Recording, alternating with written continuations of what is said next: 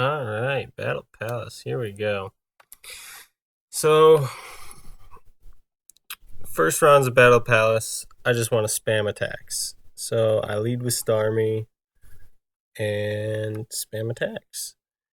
Um, the why I say it's different is for later rounds, I'm going to switch to Tauros lead because Tauros is choice banded and has Intimidate. So, Intimidate's really strong. Um, you switch out, you survive some more physical hits that you wouldn't otherwise. And Choice Band, obviously, you just plow through some threats. You still have an IV advantage until, um, I think it's like 49 or something. But the significance of the IV advantage does diminish partway through. And the sets get a little harder.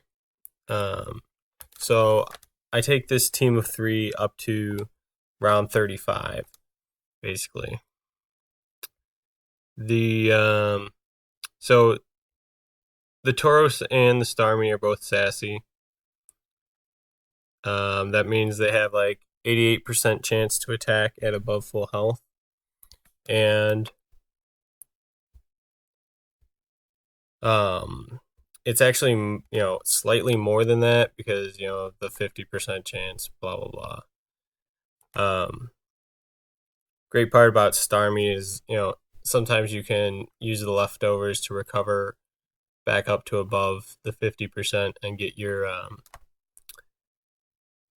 higher odds back by switching in, switching out.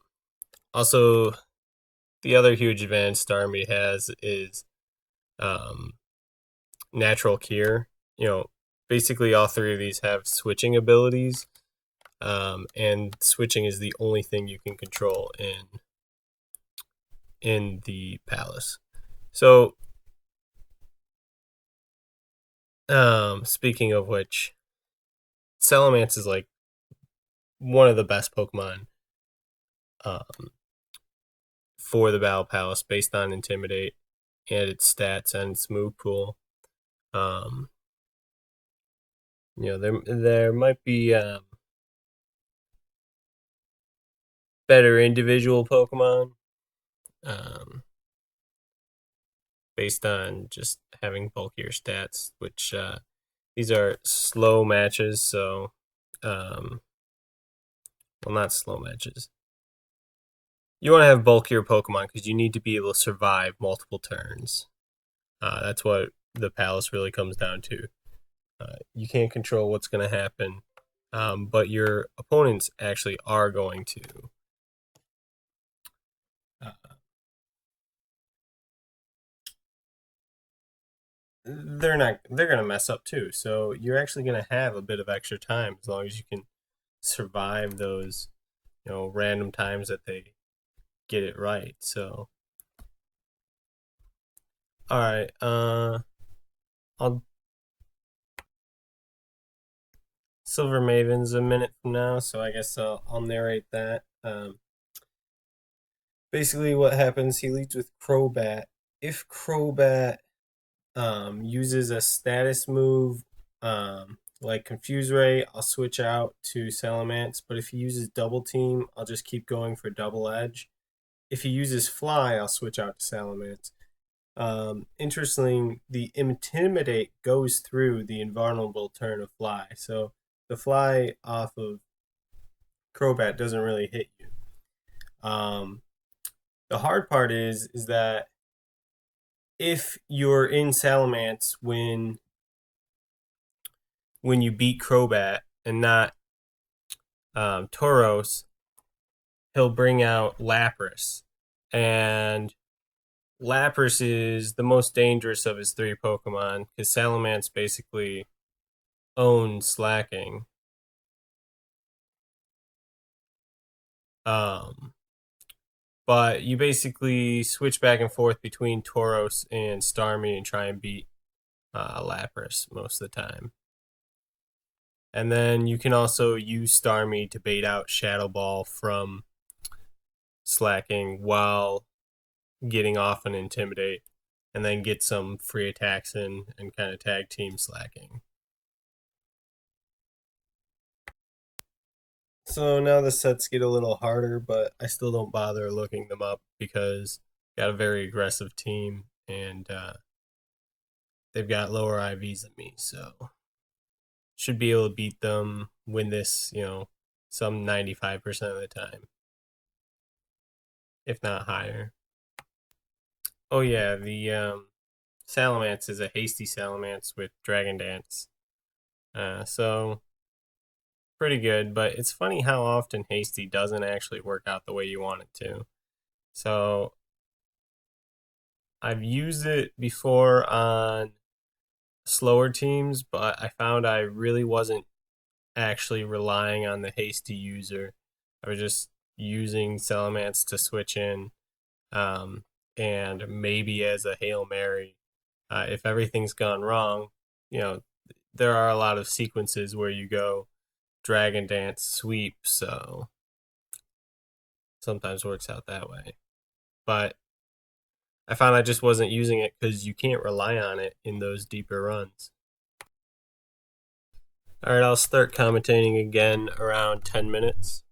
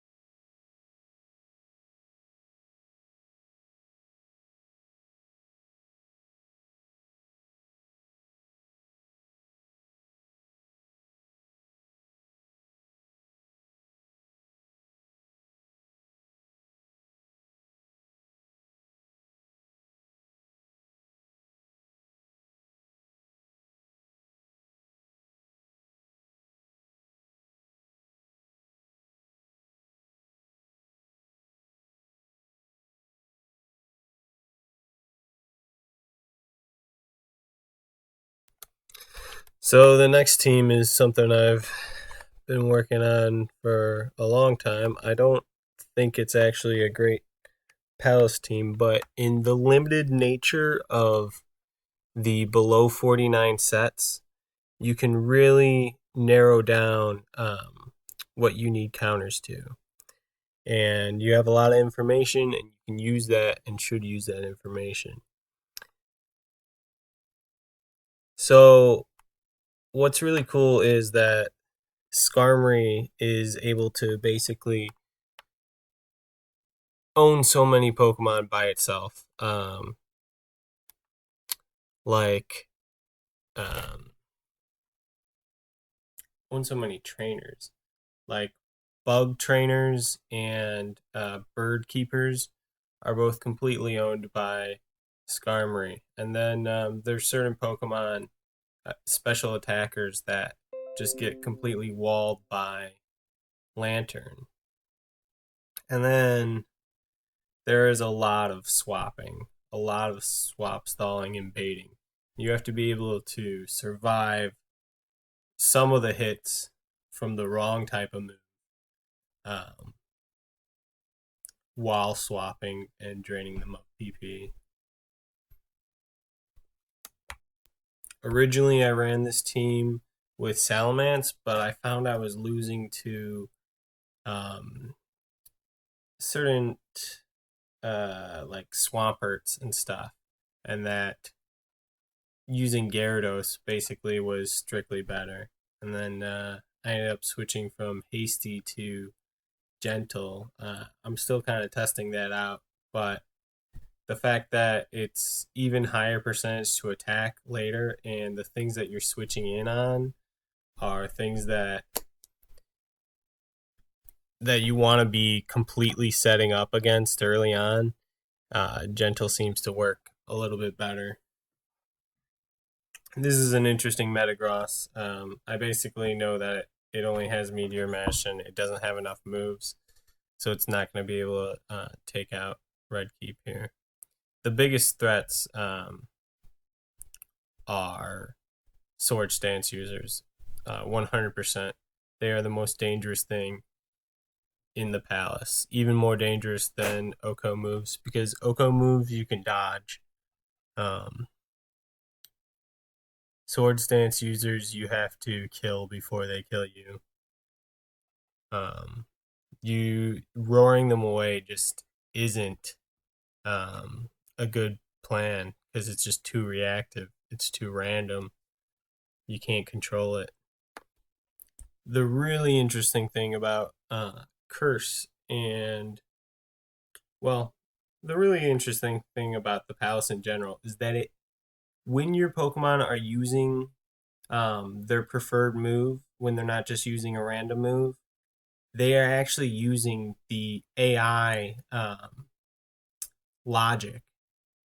So there are a few instances where they edited the AI logic, but it's mostly exactly the same for the Palace, which means um, in cases like Roar, Roar will almost never be used until I've got Curse and Roar on Skarmory, but Roar is almost never used until Curse is already at +6/+6, and then he starts roaring.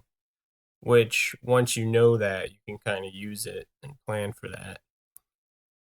There are cases where, because it's like an incentive program in the scoring in the AI, it becomes a random chance to either use Roar or Curse um, when your opponent is at a couple of stages higher raised, like with Sword Stance. Yeah, this is me playing. This is the speed I played at, so I really did get to the round 42 in just 26 minutes because the emulator is so fast. Um, it takes me about 6 hours to get to 35 in um, on cartridge, um, because I'm not actually just playing on one cartridge or only doing that throughout the day. I'm either, breeding or playing multiple cartridges or watching videos because there's not many choices to be made. There's a lot of pressing A. So the whole auto spam A, that feature is really nice. As you can see here, Skarmory is really owning this bird keeper. I mean, who can't own the bird keeper? But you know, he can do it by himself as long as he doesn't get perish songed.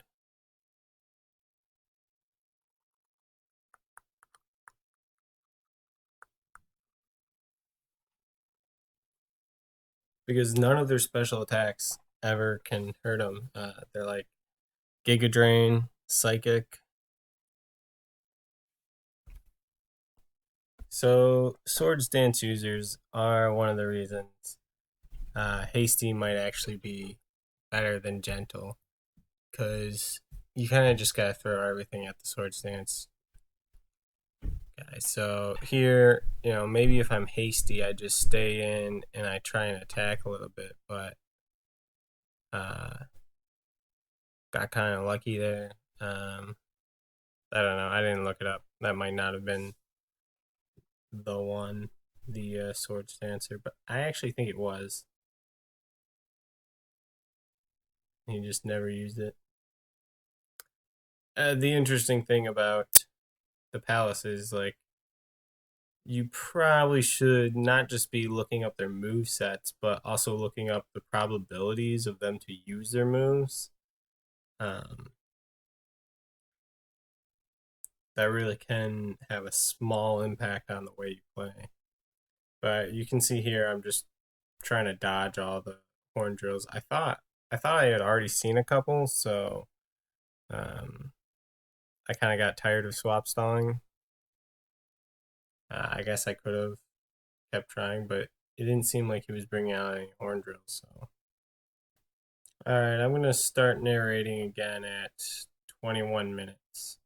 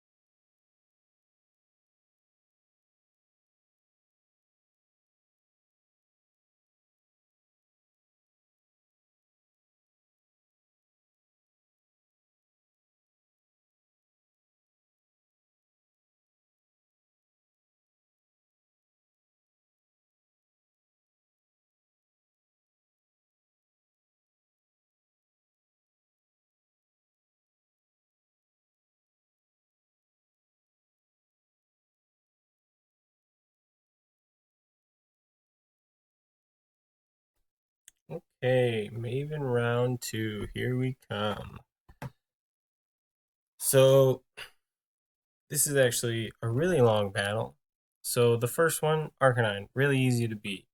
But all I'm doing here is I'm minimizing the damage against Gyarados because even though Lantern walls the heck out of Suicune and wins like 85% of the time, like after you've played for 5 hours trying to get to this battle, you just don't want to risk it.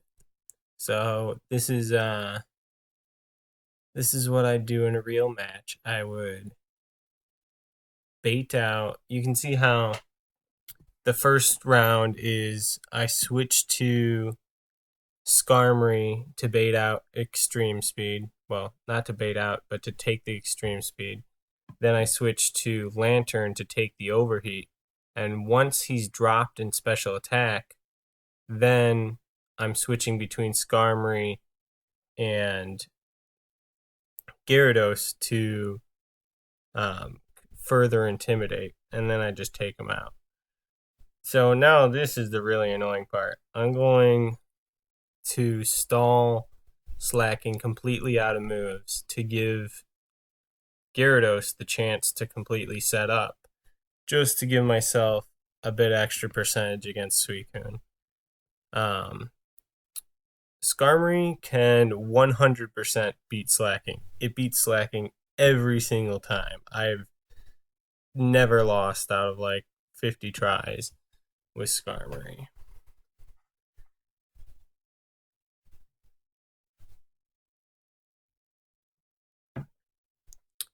So that's basically the strategy, and you'll see it'll end up working this time. Um, so these two teams, I don't think these two teams are like the complete end.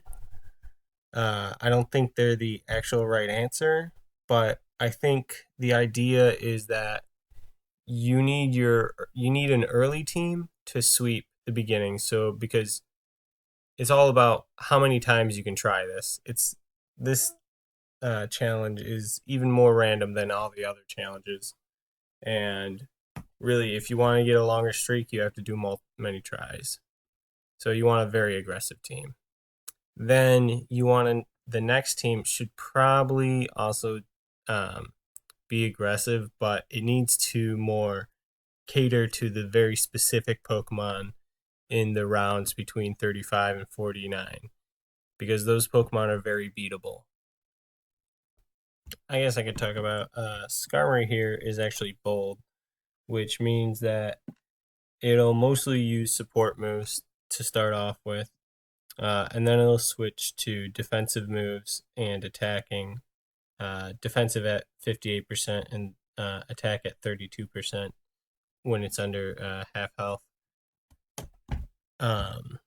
So this means that it'll start using Protect to generate more leftovers recovery, and Fly actually to generate more leftovers recovery when it's below half health. And it's kind of like flipping the switch on Fly. Well, Fly already had a 30% chance to be used. Lantern, on the other hand, I've used Bold and Calm. This one's Bold, but on my cartridge, I use Calm. Just basically, you're trying to spam Protect, Amnesia, Rest as much as possible. And again, the AI is picking the correct move to use between those three, like very well most of the time. It works out very nicely. And then, so Bold will actually spam Toxic a little bit more when you're at above half health, which is kind of nice for Lantern. It gives it a better chance against Suicune and whatnot. So, all right, at this point, I think Slacking only has Earthquake and Yawn, so it's time to go for the kill.